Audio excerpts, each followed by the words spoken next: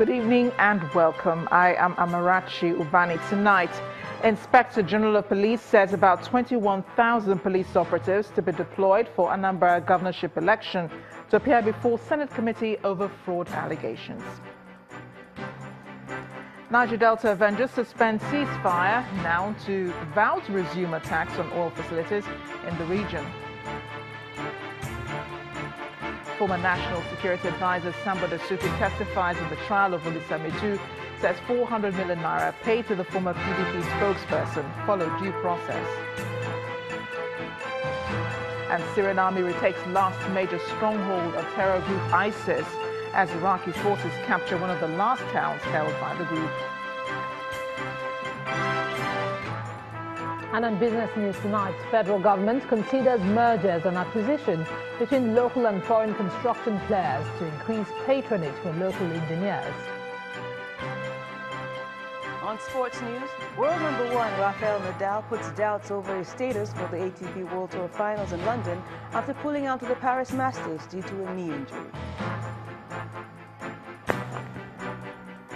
And from Abuja, court dismisses application to quash charges of conspiracy and kidnapping against suspected kidnapper Chukwu Dumeme Onwamadike, otherwise known as Evans.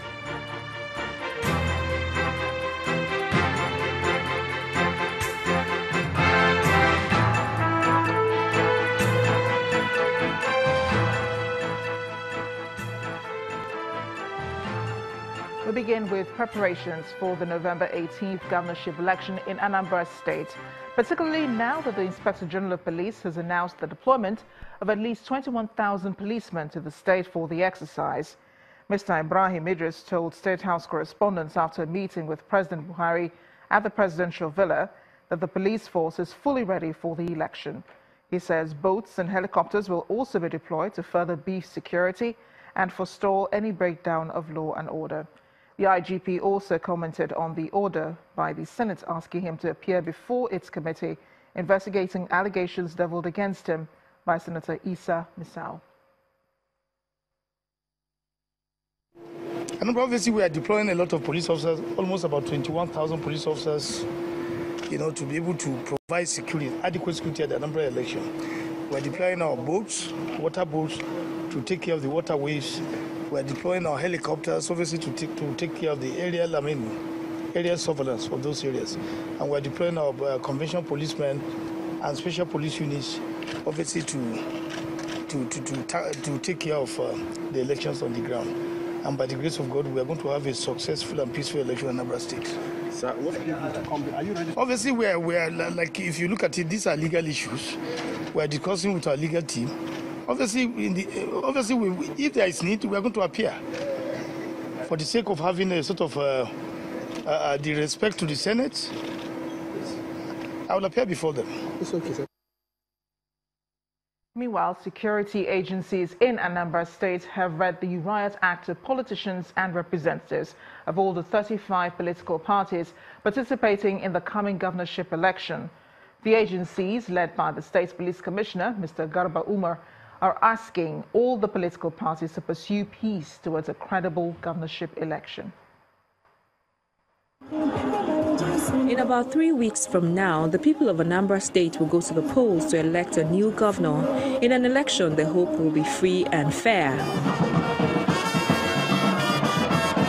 The main concern, however, is the security of lives and property, and security agencies say they are not leaving anything to chance.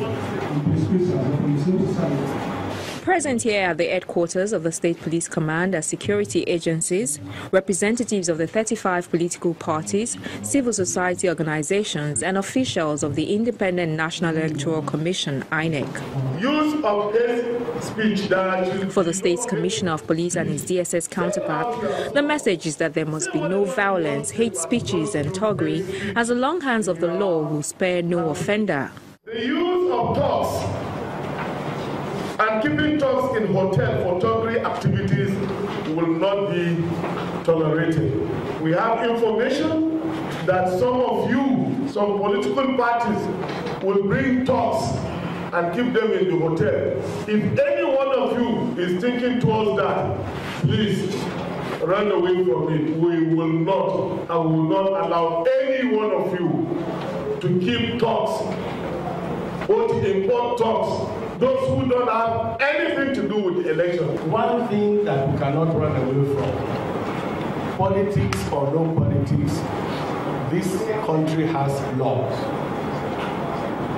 If you defame another person's character, we have enough provisions in our statutes to call you to order. The meeting becomes interactive as representatives of political parties seek clearance to knotty issues. Other political parties will be calling people that are supporting some other parties and going as far as going to tear down the billboards that they put on the streets just because they are not supporting them. Some have gone to the extent of making efforts to eject them from the office where they rented just because they are not supporting them. With what we achieved today in the meeting, I am sure and I believe that every situation will be nipped in the bud and that the election will be conducted free and fair. That's our assumption for now. But we are not oblivious of the fact that there are some political parties who will want to, by all standard and standing, do certain things to breach the law. At the end of the day, stakeholders say they are appealing to the security agencies and INEC to ensure that a free and fair election is conducted, one devoid of rigging and other malpractices. Away from the Anambra elections now, the countdown to the February 2019 general elections in Nigeria has begun, and political parties are being encouraged to embrace the principle of internal democracy to strengthen the country's democracy. The UN Secretary General's special representative and head of the UN Office for West Africa, Mr. Mohammed Ibn Chambers, is also asking political parties to shun violence in the build-up to the polls. Mr. Ibn Chambers was guest on our breakfast program, Sunrise Daily. What we have been doing, talking to the political parties and the leaders within the political parties to allow for more internal democracy and to be aware of this challenge of violence within competition in parties, so that in 2019 or leading up to 2019, there will be less of this kind of internal, inter-party, intra-party violence than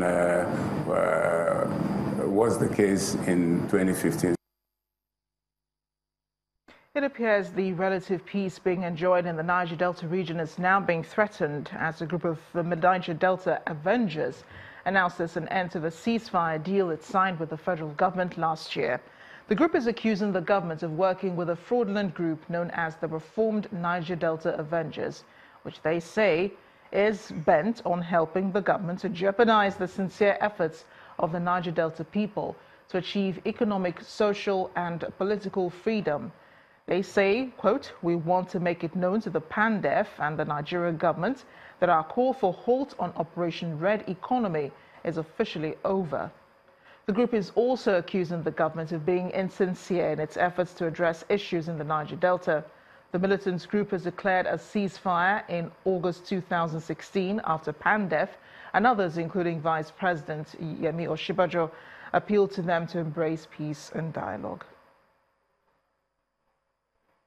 From all indications, the announcement by the Niger Delta Avengers will most likely change the storyline on oil exploration activities in the Niger Delta region, particularly for the government of the day and the people in the region. While the government will be concerned about protecting oil facilities, the people, on the other hand, will be worried about their own safety. What this means is efforts by the present government and indeed successive governments have not fully addressed the problems in the Niger Delta region, leaving everyone asking the obvious question: what's next? For more than a year now, there's been relative peace in the oil-rich Niger Delta region. That's because the ceasefire negotiated by the Buhari administration paved the way for the return of social activities and the consistency recently experienced in crude oil production. But all that is being threatened right now. The announcement of the cancellation of a ceasefire by the Niger Delta Avengers may just change and probably take the country back to the dark days of pipeline vandalism, militancy and kidnapping. 16 years for the struggle of this Niger Delta. Before the ceasefire, the Avengers made several requests, some of which include the implementation of the report of the 2014 National Conference report, ownership of oil blocks in Nigeria to reflect 60% for the oil-producing people, and all oil-polluted lands in the Niger Delta. Proper funding of the Niger Delta Amnesty Program, takeoff of the Maritime University in Delta State, among others. We want to say that there is no presence of government in all these oil-producing communities. Vice President Yemi Osinbajo, on the orders of the president, swung to action, visiting the region to plead with the restive youth and elders to accept dialogue and embrace a new plan by government. Professor Osinbajo then toured the entire Niger Delta region, and for once, the people gave him listening ears. We are committed to making sure that the young men and women of the Niger Delta are properly engaged. We'll look at the amnesty issues. We'll make sure that amnesty continues. Some people have been trying to suggest that we close down amnesty. That's not true. We have made more provision for amnesty than has ever been made, and we have made more provision for social intervention. Perhaps those promises don't mean anything to these youth anymore. They are threatening to crumble the economy, which the government claims is beginning to bounce back. And one way they want to do that is to cripple oil production, which is the country's biggest income earner. You wonder why this is happening. They claim the federal government is working with a fraudulent group known as the Reformed Niger Delta Avengers, which is bent on helping the government to jeopardize efforts of the Niger Delta people to achieve economic, social and political freedom. They also claim the federal government is insincere in its efforts to address issues in the Niger Delta, claiming that government is only interested in the crude oil deposits in the region and the lack of confidence in PANDEF, the group that brokered the peace deal with the federal government. This is not the time to make war. No, this is the time to make peace so that we can ensure that we derive all of the benefits that are derivable from the center. The implication of this threat may be unhealthy for the Nigerian economy at this crucial time.